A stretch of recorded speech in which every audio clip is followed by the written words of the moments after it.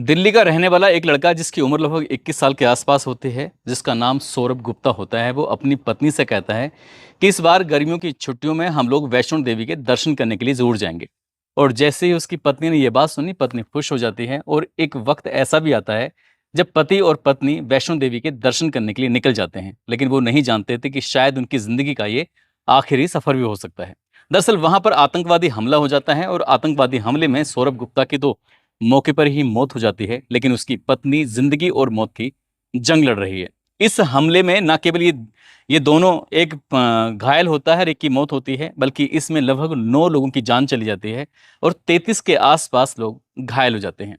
ये ऐसे मुसाफिर, ऐसे यात्री होते हैं जो भारत के अलग-अलग प्रदेशों के होते हैं, जिसमें सबसे ज़्यादा संख्या होती है उत्तर प्रदेश के अलग-अलग जनपदों की। जैसे ही ये खबर लोगों तक पहुंचती है तो लोगों का गुस्सा बढ़ जाता है और ये हर कोई जानने की कोशिश कर रहा था कि आखिरकार हमला कहाँ हुआ है, क्यों हुआ है और हमला किसने किया है। आज की इस कहानी के माध्यम से यही समझने की, यही जानने की कोशिश करेंगे कि हमला किसने किया, क्यों किया और इसका क्या कारण रहा होगा।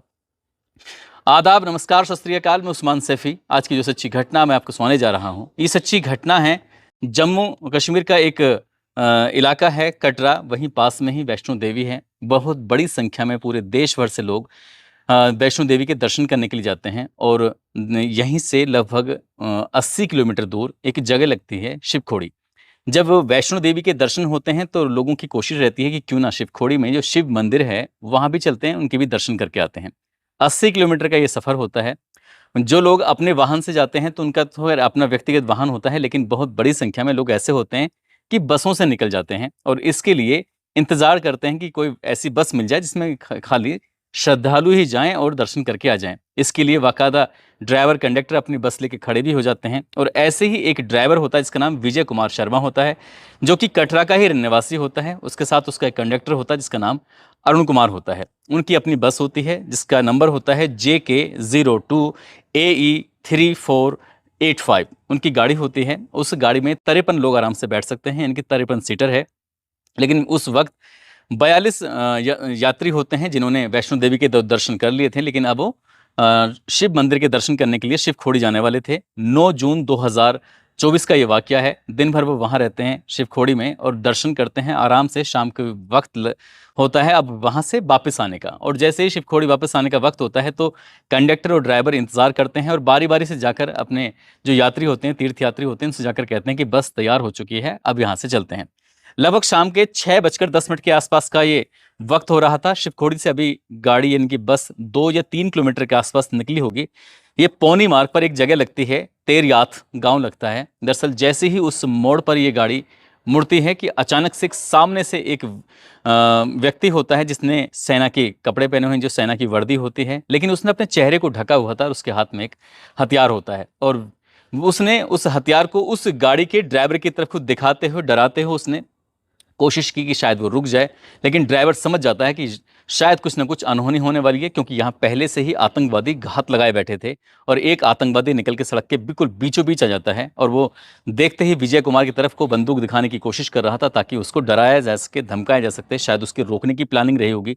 लेकिन विजय कुमार ने बिना डरे, बिना हिचके वहां से गाड़ी को तेज निकालने की कोशिश की, क्योंकि उसके ऊपर लगभग 42 तीर्थ यात्रियों की जिम्मेदारी थी। वो चाहता था कि ये सभी के सभी जितने भी मुसाफिर, जितने भी यात्री हैं, ये सकुशल अपने अपने घर जा सकें।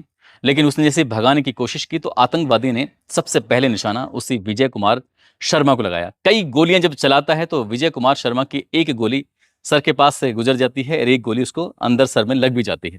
उसने कोशिश की कि यहां से बस निकल जाए, क्योंकि यह हो सकता है कि यहां और भी ज्यादा आतंकवादी हों और ज्यादा आतंकवादी हो सकते हैं तो फिर ज्यादा यात्रियों को नुकसान भी पहुंचा सकते हैं।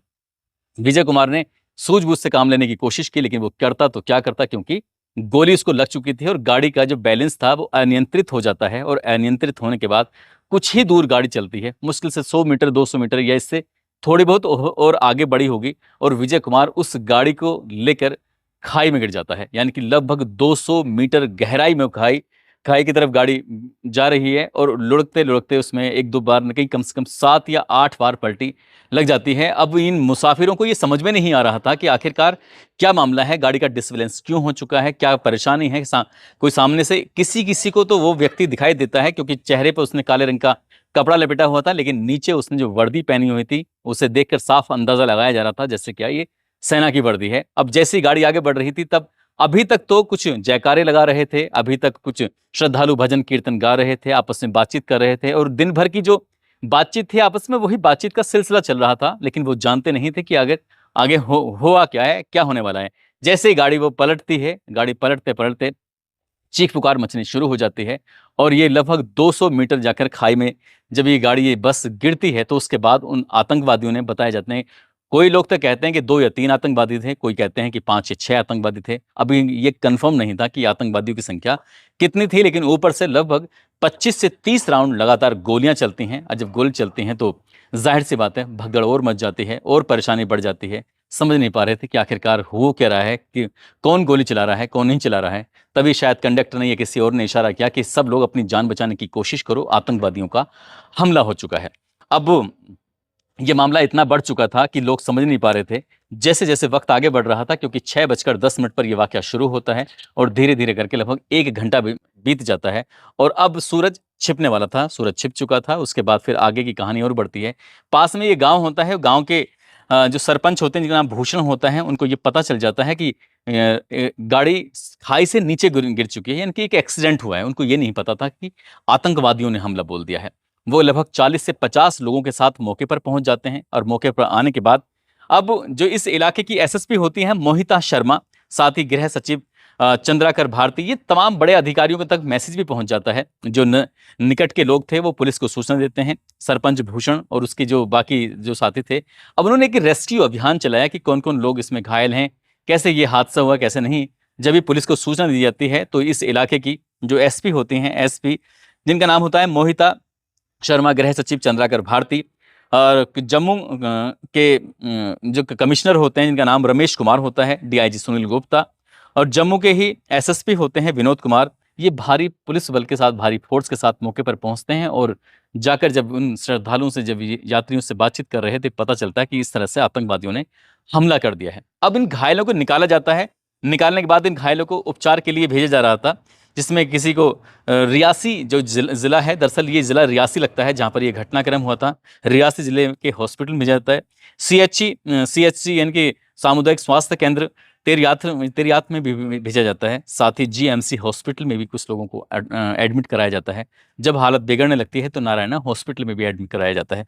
कुल मिलाकर जब गिनती की जाती है तो मौके पर 9 लोगों की मौत हो चुकी थी, जिसमें एक 2 साल का बालक भी होता है। बाकी 33 लोग थे जो गंभीर रूप से घायल हो जाते हैं। ड्राइवर, कंडक्टर वो भी मर चुके थे। अगर मरने वालों की हम बात करें तो ड्राइवर जो कि कटरा का रहने वाला होता है, विजय कुमार शर्मा, उसका साथी होता है कंडक्टर अरुण कुमार, और साथ ही एक दिल्ली का रहने वाला होता है एक लड़का जिसका नाम सौरभ गुप्ता होता है, जिसकी उम्र लगभग 21 साल के आसपास होती है।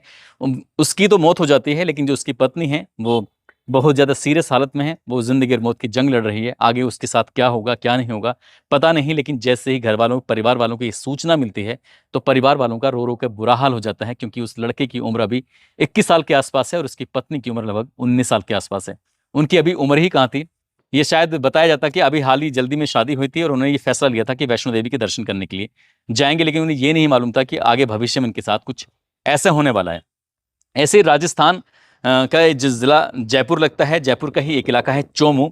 यहाँ का एक ही परिवार के 5 सदस्य होते हैं और पांचों के 5 सदस्य ये यात्रा करने के लिए जा रहे थे। पता चलता है कि एक इसमें बसता है जिसका नाम पवन होता है, पवन कुमार सैनी। बाकी उसका भाई होता है राजेंद्र सैनी और उसकी भाभी ममता देवी, उनकी मौत हो जाती है। साथ ही इस पवन की पत्नी होती है पूजा सैनी, इसकी भी यहाँ पर इस मामले में मौत हो जाती है। उसका 2 साल का बच्चा होता है लिवांश, उसकी भी मौत हो जाती है। और इसके बाद मरने वालों की जो संख्या थी, क्योंकि टोटल 9 बताई जा रही है। उत्तर प्रदेश का एक बलरामपुर जगह लगती है, बलरामपुर की ही एक तहसील है, सदर तहसील का ही एक गांव लगता है कंदमारी। वहां की रहने वाली रूबी, जिसकी उम्र लगभग 15 साल के आसपास, और इसी जिले का अतरौली गांव अतरौली तहसील का रहने वाला अनुराग वर्मा, इसकी भी इस घटनाक्रम में मौत हो जाती है। कुल मिला के मरने वालों की संख्या 9 हो जाती है और घायलों की संख्या 33 हो जाती है। घायलों में बताए जाते हैं कि नोएडा के बंटी लक्ष्मी मीरा, और राजस्थान के पवन, उषा, और दिल्ली की राधा देवी, राघव, दीक्षा, गोंडा की उषा पांडे, काजल, बलरामपुर की प्रीति, आयुष, गीता, संतोष, शिवा, रजत, अजय गुप्ता, भिवानी, शंकर, मेरठ के प्रदीप, तरुण, पवन और बनारस की नेहा मिश्रा, गोरखपुर की गायत्री देवी। इस तरह से ये घायलों के नाम हैं। अब ये वाकया उस दौरान होता है जब भारत के प्रधानमंत्री नरेंद्र मोदी तीसरी बार राष्ट्रपति भवन में शपथ ले रहे थे अपने तीसरे कार्यकाल की शुरुआत करने के लिए। उस वक्त जो मंत्री शपथ ले रहे थे आगे का कार्यकाल के लिए, एक तरफ देश में नई सरकार का जश्न का माहौल तो चल रहा था, तो दूसरी तरफ जम्मू में रियासी जो इलाका है, ज़िला है, वहाँ पर इस तरह से आतंकवादी हमला हो जाता है और उसमें 9 लोग मारे जाते हैं, 33 लोग घायल हो जाते हैं। जब पुलिस जांच पड़ताल करती है, जांच पड़ताल करने के बाद ये पता चलता है कि विजय कुमार शर्मा, जो कि ड्राइवर होता है, उसने ना केवल यात्रियों को बचाने की कोशिश की, लेकिन बल्कि अब उसकी खुद की भी जान इसमें चली जाती है। हालांकि इस मामले की जांच एनआईए के माध्यम से कराए जाने की बात चल रही है और ये कोशिश है कि इसमें आखिरकार इसके पीछे क्या राज है, किसने हमला किया है, ये पता करने की। लेकिन सूत्र बताते हैं कि इसमें पाकिस्तान का हाथ है और पाकिस्तान से अभी कुछ दिन पहले ही लगभग 9 या 10 के आसपास आतंकवादी भारत में प्रवेश करते हैं और यहाँ लोकल का किसी का सहारा लिया जाता है। जम्मू और कश्मीर में वो कौन लोग हैं, उनका पता लगाने की कोशिश की जा रही है। और जब सरकार ने इन मरने वालों को 10 लाख रुपए प्रति व्यक्ति के हिसाब से घोषणा की, साथ ही घायलों को 50,000 रुपए प्रति व्यक्ति के हिसाब से घोषणा की है। अब आगे क्या होगा क्या नहीं होगा, लेकिन इस हमले के पीछे ये बताया जा रहा है, ऐसा उम्मीद लगाई जा रही है कि जम्मू और कश्मीर में जिस तरह से श्रद्धालु आते हैं पूरे इंडिया लेवल के, दूर दराज के, अमरनाथ यात्रा अभी क्योंकि जल्दी में शुरू होने वाली है, शायद ये उन यात्रियों में, जो श्रद्धालुओं में एक दहशत पैदा करने के लिए, ताकि वो इस यात्रा में शामिल ना हो सकें, शायद उनका यही मकसद है। लेकिन सरकार ने भी ऐलान कर दिया है कि जो भी इस घटनाक्रम के पीछे होगा, इस आतंकवाद, इस पूरे प्रकरण के पीछे होगा, उसे किसी भी कीमत पर बख्शा नहीं जाएगा। और आतंकवादी चाहे वो पाकिस्तान में हो या कहीं भी हो। हालांकि विपक्ष ने ये बात कही है कि जैसे पहले सर्जिकल स्ट्राइक किया था, तो फिर से एक बार सर्जिकल स्ट्राइक करने की ज़रूरत है। और सरकार बनी है, सरकार पर थोड़ा प्रेशर भी है, दबाव भी है कि स्ट्राइक करके ये बदला लिया जा सके जो 9 श्रद्धालु बेचारे बेमतलब में मारे गए हैं इस पूरे घटनाक्रम में। दोस्तों, इस पूरे घटनाक्रम को सुनाने का उद्देश्य किसी को परेशान करना नहीं है, किसी का दिल दुखाना नहीं है, बल्कि आपको जागरूक करना है, आपको सचेत करना है। और जाते जाते आज कुछ लोगों ने नाम लेने की अपील की है, जिसमें मधु सिंह हैं, अनु, मोहम्मद मुफीद, विशाल सिंह, वीर सिंह, मनोहर लोगवानी, जय सिंह चौहान, हाशिम सिद्दीकी, रमजान शाह, राज किशोर प्रसाद, शाहीन खान, आरती जोगले, जगदीश मीणा, सचिन चौहान, रमन परिहार, रवि कुमार, भीम चौधरी। आप सब लोग अपना ख्याल रखें, सुरक्षित रहें। जय हिंद, जय भारत।